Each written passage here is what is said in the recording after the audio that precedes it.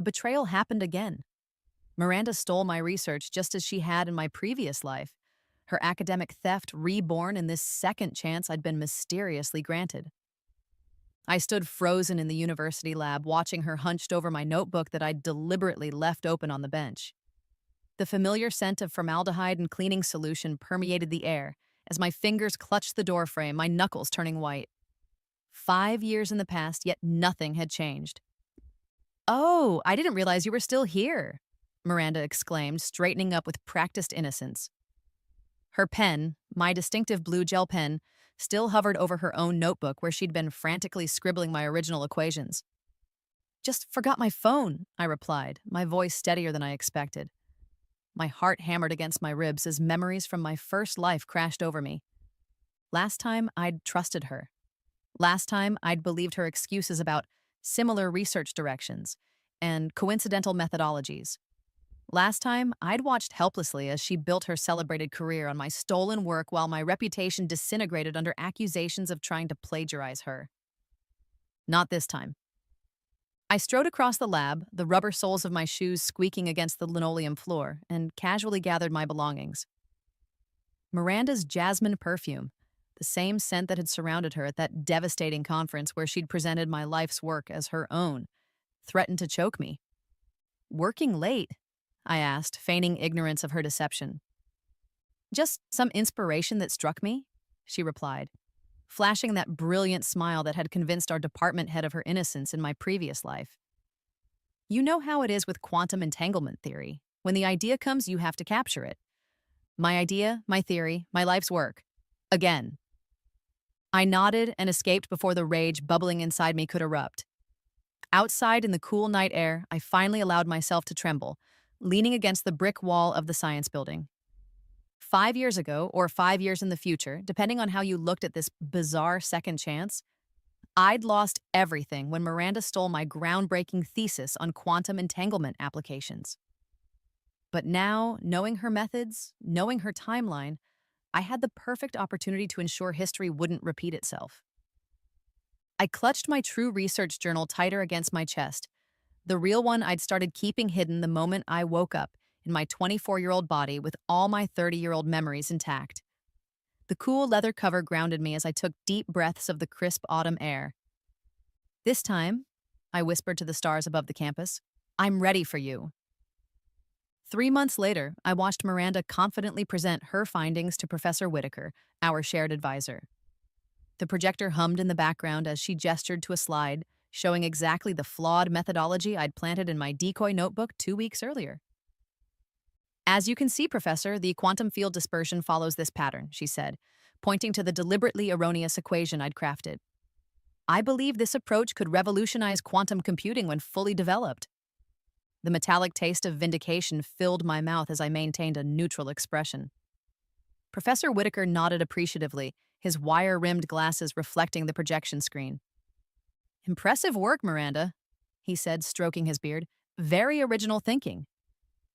I bit the inside of my cheek until I tasted blood.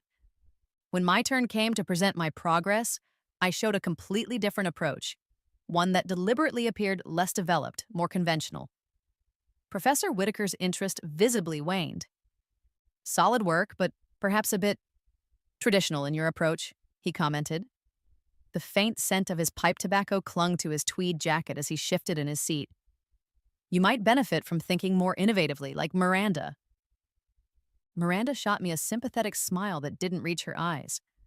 I remembered that smile, the same one she'd given me after accepting the Breakthrough Physics Award for my stolen work.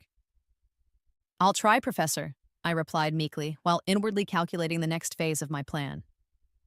The following week, Professor Whitaker reassigned our lab schedules.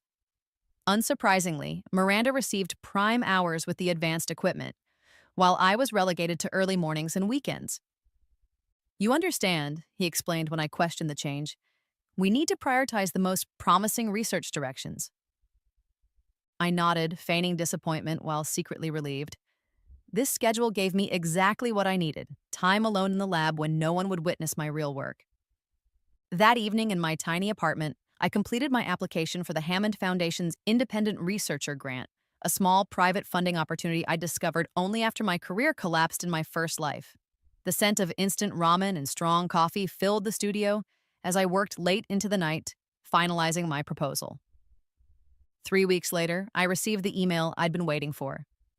The Hammond Foundation had approved my grant, $25,000 of unrestricted research funds that would allow me to establish my own small lab space off campus. I pressed my palm against my mouth to stifle a victorious laugh, feeling the rough texture of the callus on my thumb against my lips. My phone buzzed with a text from Miranda. Study group tomorrow? I'm having trouble with Koshland's quantum interpretation theorem. I knew exactly why.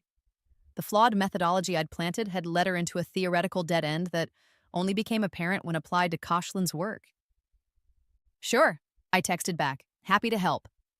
The next day, I carefully explained just enough to help her paper over the theoretical cracks without resolving the fundamental flaws.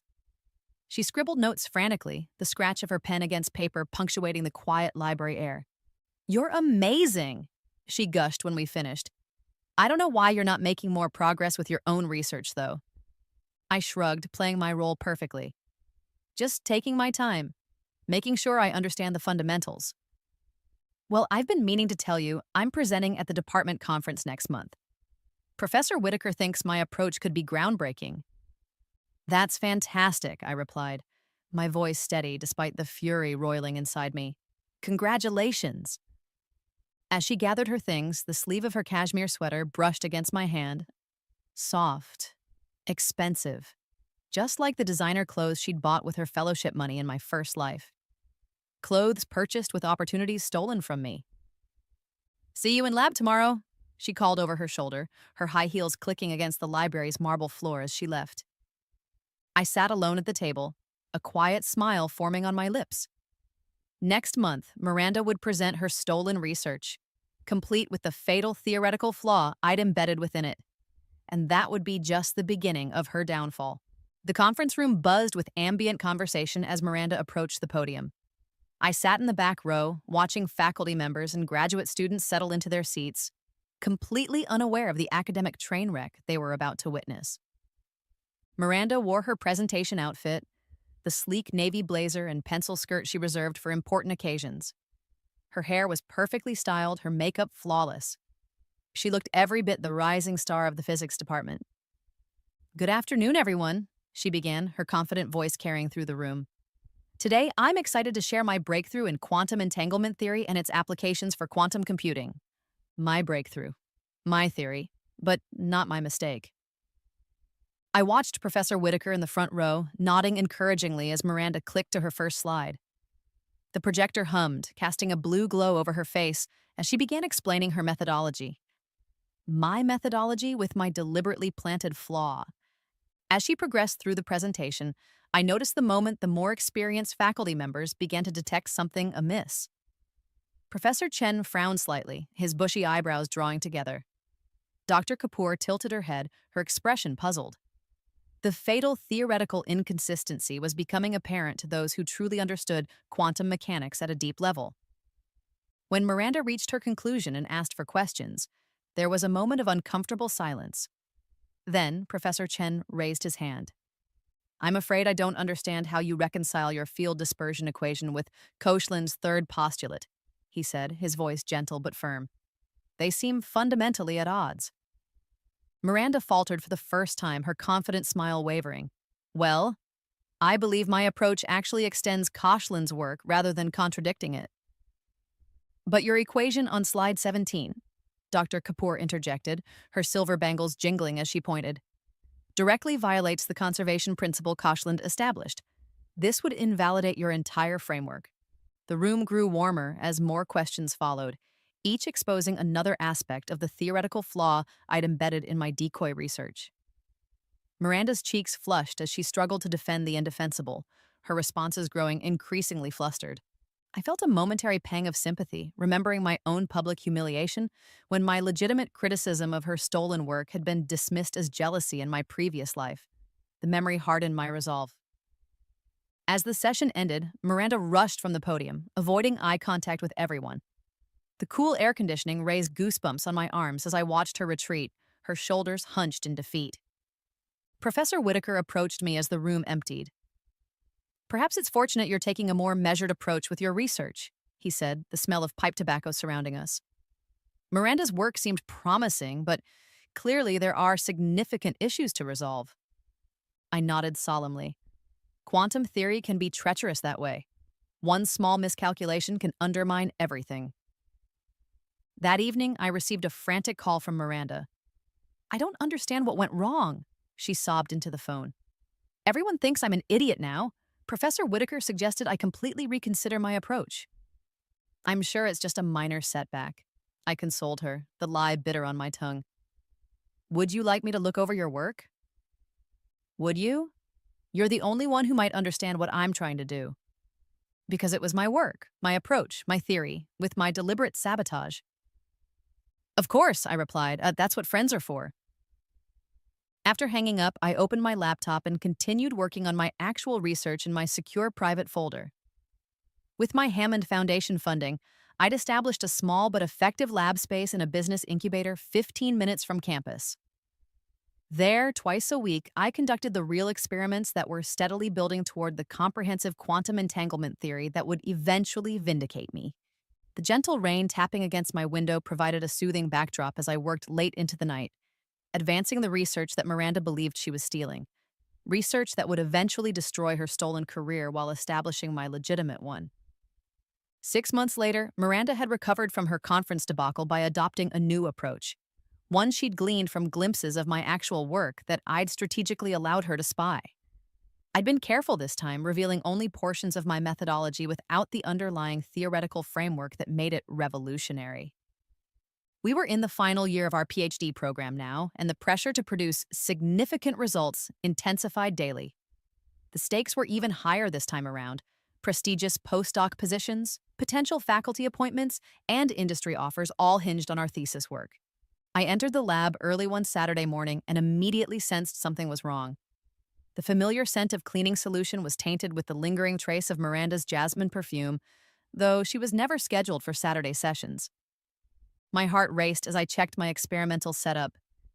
Everything appeared untouched, but when I accessed the lab computer, I discovered recent activity during the midnight hours. Someone had downloaded my latest data files. I closed my eyes, a wave of déjà vu washing over me. This was exactly how it had started last time. Miranda accessing my research when she thought no one would know. But this time, I was prepared. The data she had stolen was another elaborate fake, compelling on the surface but containing subtle inconsistencies that would only become apparent when attempting to build a comprehensive theory around it. Meanwhile, my real research was securely stored on encrypted drives at my private lab. What Miranda didn't know, what no one knew, was that I had a unique advantage in solving the quantum entanglement problem that went beyond my memories from my previous life. 2 weeks later, I visited Professor Whitaker during his office hours. The late afternoon sunlight streamed through his window, illuminating dust particles dancing in the air of his book-filled office. I wanted to discuss my thesis direction, I began, settling into the creaky leather chair across from his desk. Of course, he replied, removing his glasses and rubbing the bridge of his nose.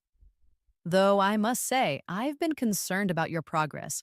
Miranda has made remarkable strides since her setback at the conference. I nodded, feigning nervousness. Actually, that's what I wanted to discuss. I've been pursuing a different approach in private, and I think it's time I shared it with you. Oh? His interest was barely piqued. I took a deep breath, feeling the smooth texture of the folder I carried as I opened it on his desk. What I'm about to show you is confidential, but I believe it provides context for my research direction. I slid across a photograph in several old academic papers. My uncle was Dr. Jonathan Weber. Professor Whitaker's eyes widened as he picked up the photograph showing me as a child, next to the famous theoretical physicist whose promising career had been cut short by his early death. Jonathan Weber was your uncle? Why haven't you ever mentioned this? His work was controversial toward the end, I explained. I didn't want any special treatment or preconceptions about my own research. The truth was, in my first life, I hadn't made this connection until after my career was destroyed, when I'd found my late uncle's private research notes among my mother's belongings. notes that contained theoretical insights decades ahead of their time, insights that had helped me understand where quantum entanglement theory needed to go. He was working on a unified approach to quantum field theory before he died, I continued. I've been building on some of his unpublished ideas, testing them alongside my official research.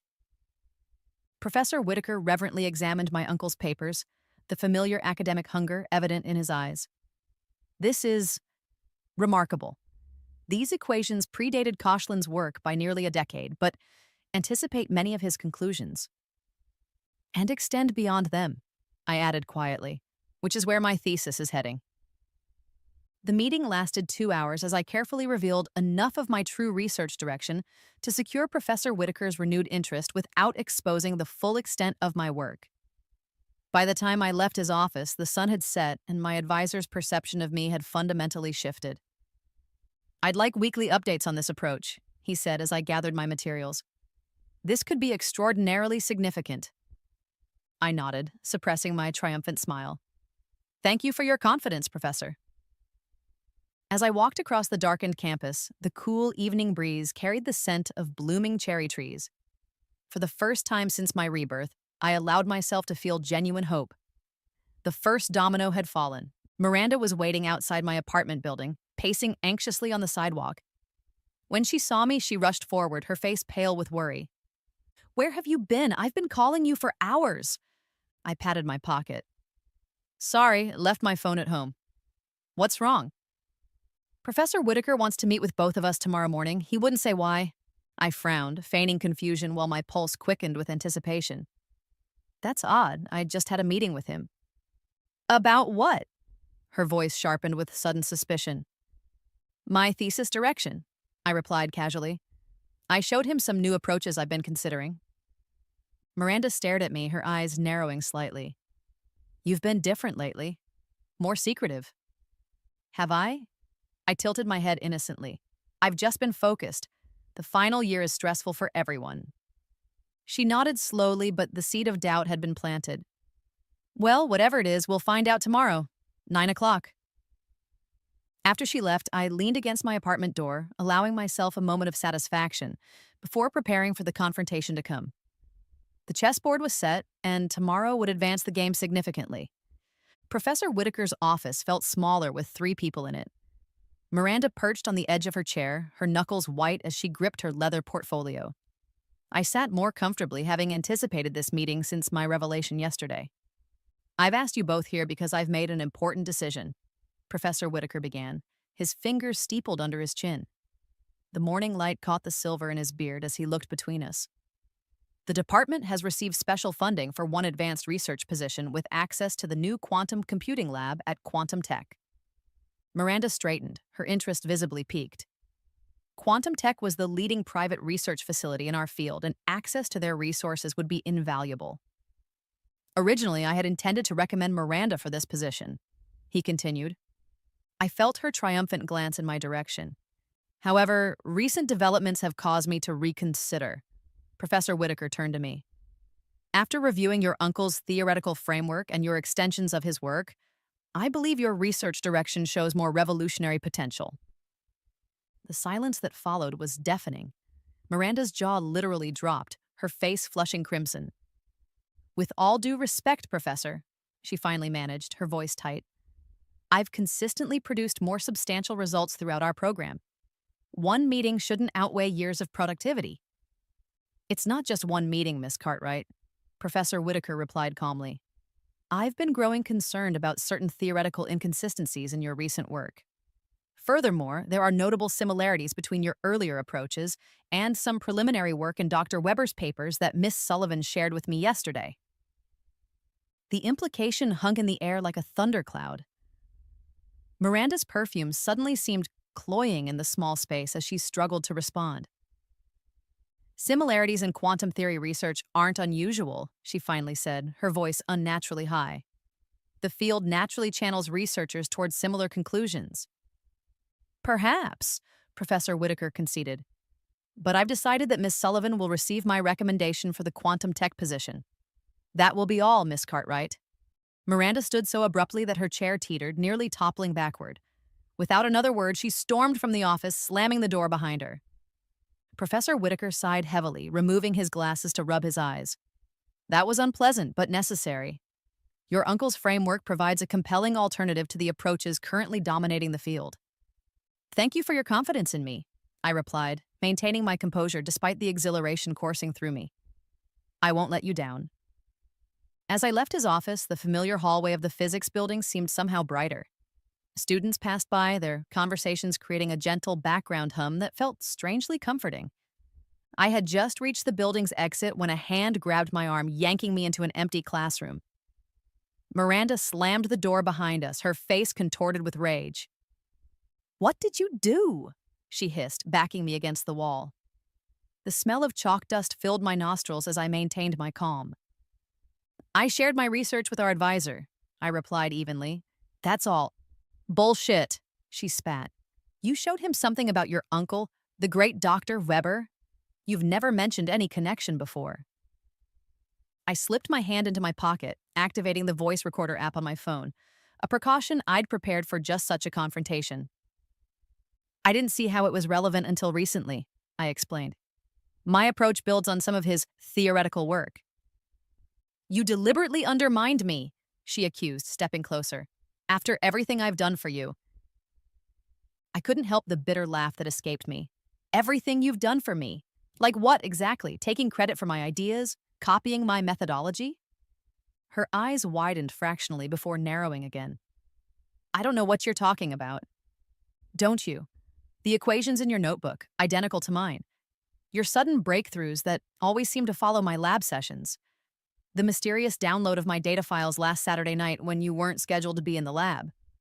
Miranda's face paled slightly before she recovered. "You're delusional. You're just jealous because I've always been more successful."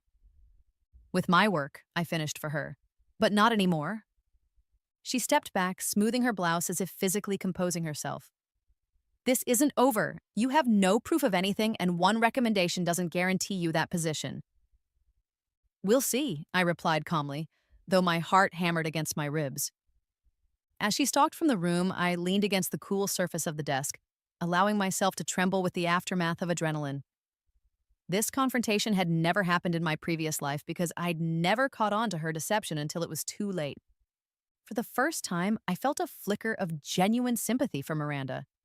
She truly didn't understand the depth of the trap she'd walked into. A trap 5 years in the making, crafted by someone with knowledge of her every move before she made it. That evening, I worked late in my private lab, running the critical experiment that would cement my theoretical framework. The equipment hummed softly as I calibrated the delicate quantum sensors, their soft blue light illuminating my face in the otherwise dim room. My phone buzzed with a text from Professor Whitaker. "Miranda submitted her thesis proposal today. Remarkably similar to the direction you outlined yesterday, though less developed. We should discuss." I smiled grimly at the screen. "Right on schedule. The annual department symposium was the most significant event in our academic calendar. A showcase where final year PhD candidates presented their thesis work before faculty, industry representatives, and visiting academics. In my previous life, this event had marked the beginning of my downfall when Miranda presented my stolen research to universal acclaim. This time would be different. The symposium was held in the university's grand hall, with its imposing oak panels and stained glass windows, casting colorful patterns across the audience. The scent of coffee and pastries from the refreshment table mingled with the woody polish of the ancient podium as speakers took their turns presenting. I sat in the front row, dressed in a crisp blazer and pencil skirt, my hair pulled back in a professional bun. Beside me sat Dr. Eleanor Hammond, founder of the Hammond Foundation and now my mentor, who had specially arranged to attend today. Behind us were the editors of Quantum Physics Review, the field's most prestigious journal, invited at my request through Dr. Hammond's connections. Miranda was scheduled as the penultimate speaker, a prime slot that reflected Professor Whitaker's lingering regard for her work despite his recent concerns. She looked immaculate in an expensive emerald dress, her confidence apparently unshaken by our recent confrontations. As she took the podium, a hush fell over the audience. This was her moment, the culmination of years of work, both hers and, unknowingly to most, mine. Distinguished faculty, honored guests, fellow researchers, she began, her voice steady and authoritative. Today I present my thesis work on revolutionizing quantum computing through entangled field manipulation. The familiar words washed over me, phrases and concepts I had developed, now polished and presented with Miranda's characteristic flair. But this time, I noted with grim satisfaction, she had incorporated elements from the flawed data I had allowed her to steal from the lab computer. Her presentation was masterful, I had to admit. Slides transitioned seamlessly, complex concepts rendered accessible through her clear explanations. The audience was captivated, nodding along as she built her case for a breakthrough in quantum entanglement theory. When she concluded to enthusiastic applause, Professor Whitaker rose for the traditional first question. Impressive work, Miss Cartwright. Your theoretical framework bears striking similarities to some emerging approaches in the field. Could you address how your work differs from these parallel efforts? It was a softball question, giving her an opportunity to distinguish her research. Miranda smiled confidently. While there may be surface similarities, my approach is fundamentally novel in how it addresses quantum decoherence through my modified entanglement equations. My modified equations. My approach. The familiar anger threatened to surface, but I pushed it down, waiting for my moment. As questions continued, I raised my hand. Professor Whitaker acknowledged me with a nod, his expression unreadable. Thank you for your presentation, Miss Cartwright, I began, standing so the entire audience could see me. I have a specific question about the field dispersion equation you presented on slide 23. Miranda's smile remained fixed, though a flicker of unease crossed her eyes. Of course. That equation appears identical to one developed in my own research 6 months ago, I continued calmly. As do several other key components of your methodology. A murmur swept through the audience. Miranda's smile tightened. Great minds often arrive at similar conclusions independently, she replied smoothly, especially when working in the same department. Indeed, I agreed.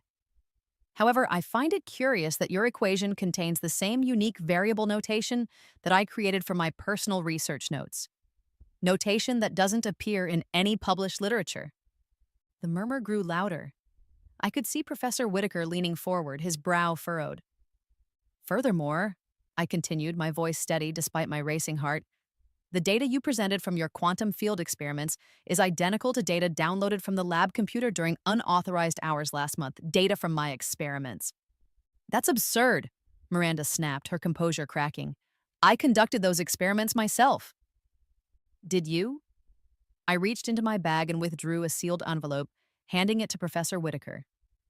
This contains security logs from the lab showing access using your ID during unauthorized hours, coinciding exactly with downloads of my research files. The room had grown completely silent. The only sound was the gentle hum of the air conditioning and the rustle of paper as Professor Whitaker examined the logs. There's more, I added, turning to address the audience directly. Miss Cartwright's thesis builds on stolen work, but more critically, it contains fundamental theoretical flaws that render its conclusions invalid. With that, I nodded to Dr. Hammond, who distributed copies of a paper to key faculty members and the journal editors. This paper, which I submitted to Quantum Physics Review last week, and which has undergone expedited peer review, demonstrates both the correct theoretical framework and the fatal flaws in the approach Miss Cartwright has presented today. The journal's editor-in-chief stood up, her silver hair catching the light. Miss Sullivan's paper has been accepted for publication in our next issue. The reviewers were unanimous in their assessment of its groundbreaking contribution to quantum entanglement theory. Chaos erupted in the hall. Miranda stood frozen at the podium, her face ashen. Professor Whitaker was examining both my paper and the security logs, his expression growing increasingly grave. Dr. Weber's Theoretical Foundations, the editor continued over the commotion, which Miss Sullivan has elegantly extended, represent a paradigm shift in our understanding of quantum mechanics. I caught Miranda's eye across the room. For a moment, just a moment, I glimpsed genuine fear in her expression, the same fear I had felt in my previous life when my career collapsed around me due to her theft. The department chair, Dr. Harrison, approached the podium. In light of these serious allegations, this presentation is suspended pending a full investigation. Miss Cartwright, Professor Whitaker, and Miss Sullivan, please remain after the symposium for an initial discussion with the Ethics Committee. Miranda finally moved, gathering her materials with shaking hands as whispers rippled through the audience. The sweet taste of vindication filled my mouth as I watched her retreat from the podium, her shoulders hunched in defeat. Dr. Hammond squeezed my arm gently. "Well done," she whispered, her voice barely audible above the continuing commotion. "Your uncle would be proud." I nodded, a complex mix of emotions, satisfaction, relief, and an unexpected touch of sadness washing over me. 5 years of careful planning had led to this moment, this public vindication. Yet watching Miranda's humiliation brought less pleasure than I had anticipated. As the symposium organizers struggled to restore order and proceed with the final presentation, I remained seated, my hands steady for the first time that day. The hardest part was over, but the full reckoning was yet to come. The Ethics Committee meeting lasted 3 hours. In a sterile conference room with harsh fluorescent lighting, Miranda's academic misconduct was methodically documented and examined. Security logs, comparative analyses of our research, and time-stamped evidence of her unauthorized access to my data all painted a damning picture. Professor Whitaker looked decades older, the gravity of his failure to detect plagiarism within his own research group weighing heavily on him. When he spoke, his voice was hollow with disappointment. "I failed in my duty as an advisor," he admitted. "I should have recognized the patterns earlier." Miranda, meanwhile, had shifted from denial to desperate damage control. "This is all a misunderstanding," she insisted, though her voice lacked conviction. Our research naturally overlapped, and yes, perhaps I accessed the lab during unauthorized hours, but only because I was falling behind and needed more time. Dr. Harrison, chairing the ethics committee, regarded her coolly. "And the identical data sets? The unique notation? The systematic pattern of overlap that consistently shows your work following Miss Sullivan's by weeks or months?" Miranda had no answer for that. When the meeting finally concluded, the preliminary decision was clear. A full investigation would proceed. Miranda's thesis defense would be suspended, and she would be barred from lab access pending the outcome. And I emerged from the administration building into the cool evening air, emotionally exhausted but vindicated. The campus was quiet, most students having left for the day. The distant sound of the university bell tower chiming 8 o'clock echoed across the grounds. I had just reached the physics building to collect my belongings when a figure stepped out from behind a column. Alexander Chen, Miranda's boyfriend and a postdoctoral researcher in our department, blocked my path. "You've destroyed her," he said without preamble, his voice tight with anger. The smell of cigarettes clung to his expensive jacket as he loomed over me. "She destroyed herself," I replied evenly, my hand already in my pocket activating my phone's recorder. "Academic integrity isn't optional. Do you have any idea what you've done? Her entire career is ruined." "I'm well aware," I said, meeting his gaze steadily. "Just as she ruined mine in—" I caught myself before mentioning my previous life. Alexander stepped closer, his face twisted with malice. "This isn't over. Everyone in academia knows how these whistleblowers end up. Ostracized, labeled as difficult. No one likes a snitch, even when they're right. Are you threatening me?" "I'm promising you," he hissed. "Miranda has friends in this field. Important friends. One published paper won't save you when everyone hears about your vindictive crusade to destroy a promising young scientist over what? Professional jealousy?"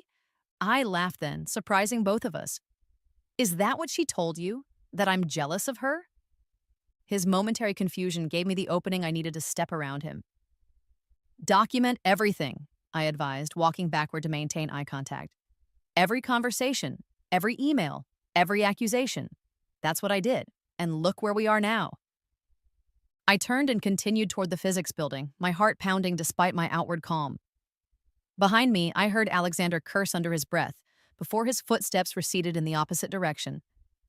Inside the empty lab, I gathered my belongings, pausing to look around the space where I'd spent countless hours across 2 lifetimes.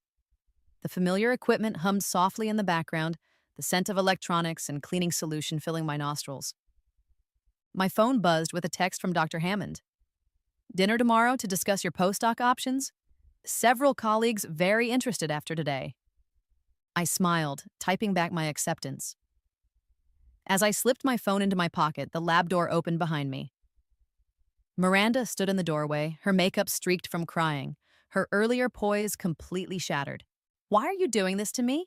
she asked, her voice barely above a whisper. I set down my bag, turning to face her fully. "You know exactly why." "It was just research," she pleaded, stepping into the lab. "Everyone builds on others' work. That's how science progresses." "Building on published work with proper citation is how science progresses," I corrected her. "Stealing unpublished research from a colleague's private notes is plagiarism." She flinched at the word. One mistake shouldn't ruin my entire future. "It wasn't one mistake, though, was it? It was a systematic pattern of theft. Month after month, year after year." Miranda collapsed into a lab chair, burying her face in her hands. "What am I supposed to do now? Who would hire me with this on my record?" For a moment, looking at her broken figure, I felt a stab of empathy. In my previous life, I had asked myself these same questions after my academic reputation was destroyed. "You'll find something," I said, more gently than I'd intended. "Just not in academia." She looked up, hope flaring briefly in her tear-reddened eyes. "You could help me. Tell them it was a misunderstanding, that you overreacted." "No." The word came out firm and final. "I won't help you escape the consequences you earned." "You bitch," she whispered, her temporary vulnerability hardening into hatred. "Alexander was right about you. You've been planning this, waiting for the perfect moment to humiliate me publicly." "Would you have preferred I handle plagiarism privately?" I asked, gathering my bag. "That's not how academia works, as you well know." "This isn't over," she threatened, rising from the chair. I nodded tiredly. "That's exactly what Alexander said, but it is over, Miranda. The evidence is overwhelming, and no amount of social manipulation will change that." As I reached the door, she called after me, "You don't understand what you've started." I paused, looking back at her one last time. "No, you don't understand what you started. Actions have consequences. Sometimes they take years to manifest, but they always come due eventually." Outside, the night air felt cleansing after the charged confrontation. Stars glittered overhead as I walked across campus, my footsteps echoing in the quiet. For the first time since my inexplicable rebirth, I felt truly free of the past that had haunted me. Whatever consequences Miranda and Alexander might try to orchestrate, I was prepared. This time, I had documented everything. 1 year later, I stood on the stage of the International Quantum Physics Conference, the weight of the Breakthrough Innovation Medal heavy against my palm. The polished wood of the podium felt smooth beneath my fingertips as I looked out at the sea of faces, colleagues, mentors, and students who had gathered to celebrate advances in our field. "Thank you for this tremendous honor," I began, the microphone amplifying my voice throughout the grand hall. The scent of fresh flowers from the elaborate arrangements flanking the stage reminded me how far I'd come from the sterile lab where this journey had begun. 5 years ago, I embarked on a research direction that many considered unorthodox, building on the theoretical framework my uncle, Dr. Jonathan Weber, left unfinished at his death. In the front row, Dr. Hammond beamed with mentor's pride. Professor Whitaker sat beside her, his redemption found in supporting my work after acknowledging his failure to detect Miranda's plagiarism. The ethics investigation had concluded with the revocation of her degree and a formal censure for Professor Whitaker, a surprisingly lenient outcome that he'd accepted with humble relief. Today, our team's work on quantum entanglement has opened new possibilities not just for computing, but for secure communications, advanced materials, and even medical imaging, I continued, gesturing to the colleagues who had joined my expanding research group over the past year. As I delivered my acceptance speech, I caught a glimpse of Dr. Harrison nodding approvingly from the audience. The investigation he'd chaired had been thorough and fair, ultimately validating every aspect of my claims against Miranda while acknowledging the systematic failures that had allowed her plagiarism to go undetected for so long. After the ceremony during the reception, Dr. Kapoor approached with a glass of champagne. "Congratulations again," she said, touching her glass to mine with a soft clink. "I've been meaning to ask. Have you heard anything about Miranda Cartwright recently?" I shook my head. Not directly. Last I heard, she had taken a position with a technology assessment firm in the private sector. In fact, I knew precisely where Miranda was. After the academic world had closed its doors to her, she'd found work at TechEvol Industries, a company that hired people with scientific backgrounds to evaluate technology investments for venture capital firms. No research, no publications, no teaching. Just analyzing other people's innovations for commercial potential. A waste of talent, Dr. Kapoor sighed, regardless of her ethical failings. Perhaps, I agreed, sipping my champagne, but choices have consequences. My phone buzzed in my pocket. A message from the Dean of Sciences at MIT confirming my guest lecture next month. The aftershocks of Miranda's exposure had tested my reputation briefly, with some colleagues viewing my methodical documentation of her plagiarism as calculating or vindictive. But as the evidence had mounted and my research continued to produce groundbreaking results, those whispers had faded. Later that evening, I found myself alone in the hotel balcony, watching the city lights shimmer below.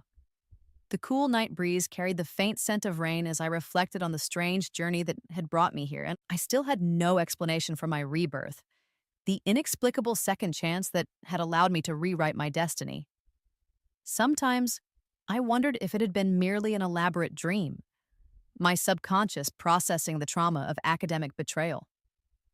Other times, in quiet moments like this, I considered more fantastical possibilities: quantum entanglement across timelines, consciousness transferring between parallel universes. Whatever the explanation, I had seized the opportunity to ensure justice prevailed, not through revenge, but through excellence and integrity. My phone buzzed again, a message from my graduate student Eliza, with a breakthrough on our latest experiment. I smiled, typing back encouragement and suggestions. Mentoring promising young scientists had become one of the unexpected joys of my new position as a rising star in the field. 3 months after the medal ceremony, I finalized the paperwork for the Weber Foundation for Scientific Integrity, a scholarship program named for my uncle that would support graduate students committed to ethical research practices. The smooth texture of my uncle's old fountain pen felt right in my hand as I signed the founding documents, a tangible connection to the family legacy I was extending in ways he could never have imagined. The Foundation's first initiative would be a workshop series on ethical research practices, addressing plagiarism, proper citation, data integrity, and the pressures that sometimes led young scientists astray. Not vindictive, but constructive, creating something positive from my own painful experiences across 2 lifetimes. 6 months after establishing the foundation, I was setting up an experiment in my new lab when a notification alerted me to a visitor. Through the glass walls, I recognized Alexander Chen waiting in the reception area, looking considerably less polished than when I'd last seen him. My administrative assistant appeared at my door. "Dr. Sullivan, there's a Mr. Chen here to see you. He doesn't have an appointment." I hesitated, then nodded. "Give me 5 minutes to finish this setup, then send him in." As I calibrated the final measurements, I considered the potential reasons for Alexander's unexpected visit. Miranda and he had broken up shortly after her academic disgrace, another predictable casualty of her downfall. When he entered my lab, the first thing I noticed was his humbled demeanor. Gone was the arrogant postdoc who had threatened me in the shadows of the physics building. "Dr. Sullivan," he began formally, "thank you for seeing me." "What can I do for you, Alexander?" I asked, maintaining a professional distance between us. He shifted uncomfortably. "I've been offered a position that would involve collaboration with your research group. Before accepting, I wanted to clear the air between us." "I see," I said, leaning against my workbench. "And what air needs clearing?" "My behavior toward you was inexcusable," he said, meeting my eyes directly. "I threatened you out of misplaced loyalty to Miranda, without examining the evidence for myself." I studied him carefully, searching for signs of deception. "What changed your mind?" "Working with the ethics committee as part of my remedial service," he admitted. "I was assigned to help revise the department's plagiarism guidelines. Reviewing the evidence in Miranda's case was enlightening. The irony wasn't lost on me. And now you want my blessing to join a collaborative project with my team?" "Not your blessing," he clarified. "Just your assurance that my past mistake won't prejudice our professional interactions moving forward. I considered his request carefully. In my previous life, bitterness and resentment had consumed me after my academic destruction. In this life, I had achieved justice through methodical preparation and excellent work. Holding on to personal grudges served no purpose now. Your past actions will not affect our professional relationship, I finally said. But I expect absolute integrity in all your work, especially anything associated with my team. Relief washed over his features. Thank you. You won't have any concerns on that front. After he left, I returned to my experiment, thoughts drifting to the strange poetry of life's circular patterns. Alexander, once Miranda's defender, now seeking redemption through proper academic conduct. Professor Whitaker, once her champion, now a humbled but wiser mentor to other students. And Miranda herself, I'd heard through department gossip that she'd recently been passed over for promotion at Techival, her supervisors citing trust issues stemming from her academic history. That evening, I worked late in my lab, adding final touches to a grant proposal for extending our quantum entanglement research into medical applications. Through the large windows, I could see the campus lit up against the night sky, a landscape of possibilities stretching before me. On my desk sat a framed copy of my breakthrough paper, the one that had simultaneously vindicated me and exposed Miranda's plagiarism.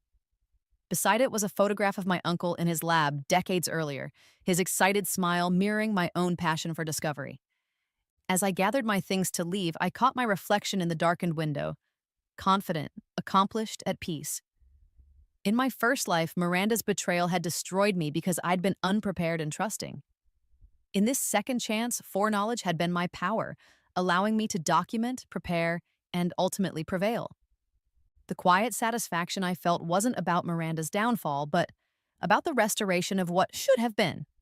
My work recognized, my uncle's theoretical legacy extended, and my future secure. Justice, not revenge. Outside, the night air carried the promise of spring as I walked to my car. Whatever mysterious force had granted me this second chance, I had used it not just to avoid my previous fate, but to create something better for myself and for the scientific community I served. The quantum entanglement theory that had once been stolen from me now formed the foundation of an expanding research program that might ultimately benefit millions. The Weber Foundation would help ensure that future scientists could pursue their work in an environment that valued both innovation and integrity. As I drove home beneath a canopy of stars, I felt a profound sense of closure. The betrayal that had once defined my existence had been transformed into merely one chapter in a much longer, more meaningful story. This time, I had written my own ending,